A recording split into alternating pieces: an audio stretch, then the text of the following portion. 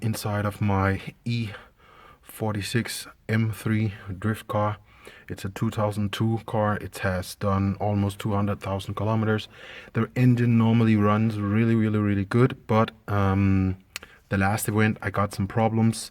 In the dash I would have an engine light, and this EML light would come on.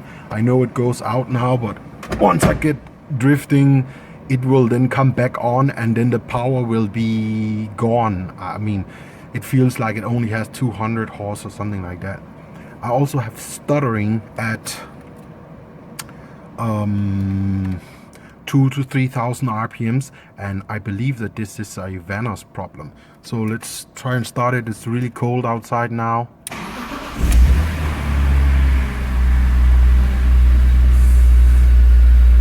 But you know, it starts up, it sounds fine.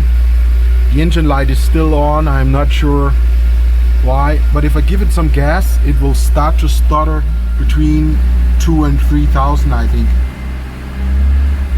Already here. Let's give it a little more.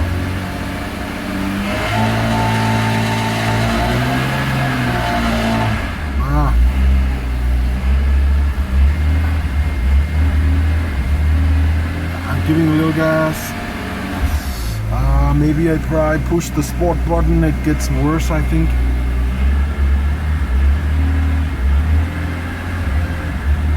You can see this kind of stuttering.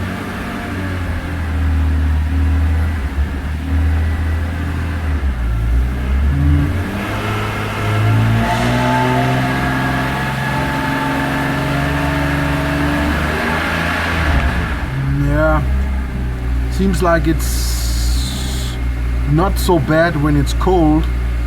Maybe it's get worse when it's hot. But you can, I don't know if you can hear it on the video, but it's stuttering just a little bit now. It gets much worse than that.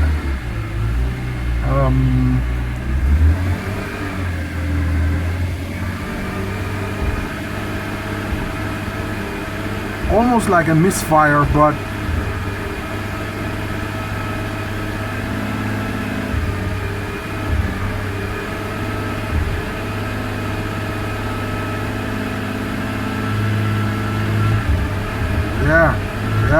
there's a good spot. You can hear it.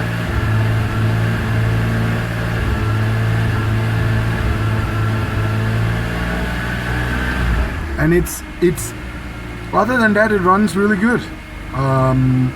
If it was really hot now, the car and everything, and I would be drifting, the ELM would come on, and you can immediately feel that the power goes down. You know, I don't really have top end power anymore. I believe that it's some kind of Vanos problem, and I was thinking about doing this Vanos seal repair. But yeah, when I'm then taking off all the stuff, maybe I should do the whole Vanos repair, rattle and everything. You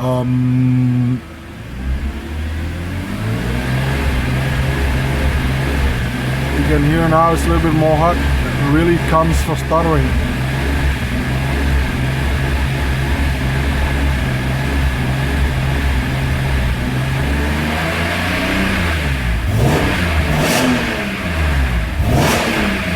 Other than that, it's pretty fresh, you know. Oh, let me get out.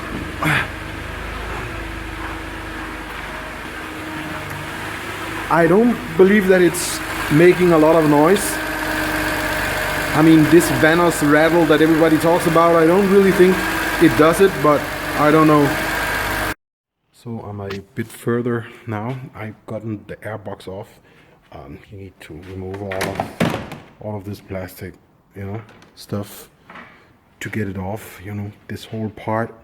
And these I don't know what you call them in English, but there's some bands around here. They're really a pain in the ass to get off, and I will think they will be even a bigger pain in the ass to get on. They look like this.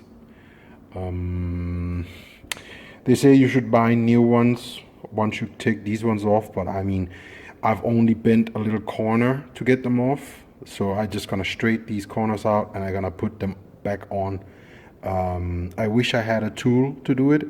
I don't, so I'm sure it's gonna be, yeah, it's gonna be pretty sucky to get back on, because you know you have to press them together and stuff, and there's not a lot of space. Anyways, I gave it a little bit of VD40 here on all these, so it slides easier back on. Take a rag and then put VD40 on the rag and then just do on all of these. There's no chance in hell that this thing would ever, I mean ever, fall off. You know, it's so bolted on so good, so don't worry about that. Anyways, I have removed one of the sensors to show you how it looks. There's just a kind of a tab sticking out, and when the sensor is removed, it looks like this. You can see there's like a little half moon in there that needs to fit over like this, right? So, and the other one, as you can see, is down here. It sits here, sticks down that way. I took the plug off already. What you should really careful about is these screws. I don't know why, but BMW has, let's see if I can get focus. They are like normal wood screws, but maybe 2-3 times suckier than normal wood screws, you know. They are really easy to, come on, focus, goddamn camera. They are really easy to break the thread so that you can't take them out, you know. So be really careful. What I did was I used a bit of what you would call it here on a little wrench, you know, like that, so that I could push really hard in and then loose them. Once they are loose, you know, just a little click, then you can take them with your fingers, you know. So just be really careful to get those out.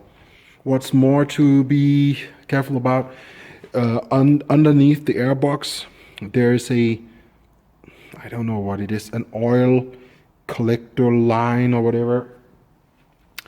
It collects oil. If there's comes some oil inside here, it will then drip down to the bottom of the car.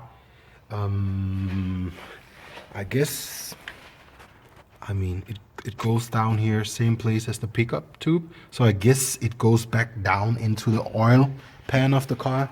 Now, I don't know why you would feed dirty, nasty, old, gooey, greasy oil back down into your oil pan. I mean, this should be discarded somewhere. Anyways, that's what they do, BMW, so I'm gonna put it on. So once you remove the airbox, this may come off. It can come out of this hole, you know, or you can also push it down here, and then you can take it up. But the easiest thing is just to rip the box out and let it disconnect up here. Then after, you can take it off down there. Unless you have a lift, you can then raise the whole car up, and from the bottom you can stick your fingers in there and you can maybe get it off. You can see there's a hole right there. That's where it sits. What did I more do? Yeah, I mean, it's just me. But the linkage that goes here, you can see there's the engine, electric engine sits here. This is the engine, you know, that opens up for the to give more gas for the engine. Mine was squirking, so I gave all the connections outside a little bit of VD40, all the connections outside, and also there's a rod back here on each of them. I just gave them all a little bit of VD40 and I moved it a little bit, and the jerkiness or squirkiness or whatever you would call it went away.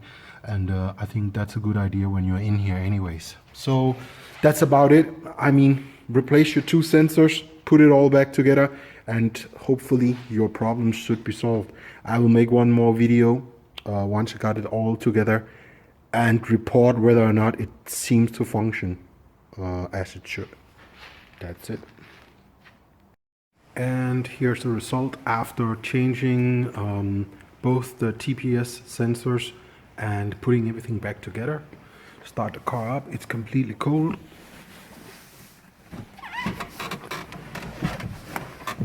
Like that. You can see from the heat, it's completely cold, the car.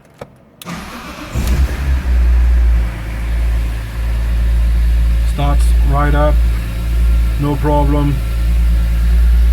And close it up. There's no problems at all, and it runs really smooth. There's no hesitation on the gas. Also, just give it a little bit of gas. You know, before it was sputtering like that at this RPM, but there's nothing. Just slowly all the way up.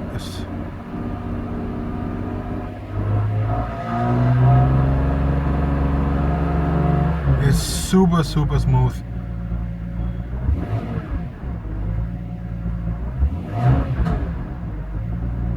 It's just, that's if you have any problems with your